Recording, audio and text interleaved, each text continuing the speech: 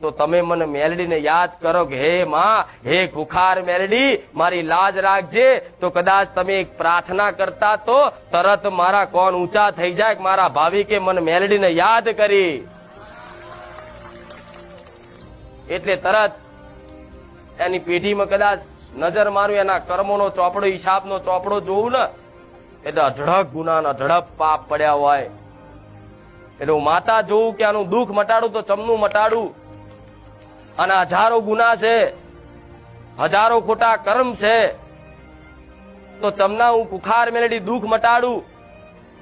તારે મારા ભગવાન જોડે જવું, મારા રામ જોડે જવું, મારા નાથ જોડે જવું કે હે નાથ, ભલે કદાચ એના લાખો કરોડો ગુના હોય, ગમે તેવા ખોટા કર્મો પાપો કર્યા હોય, પણ મારો ભાવિક બન્યો છે, હે નાથ મને કદાચ કોમ કરવા દો, એની ભરોસો જીતવા દો.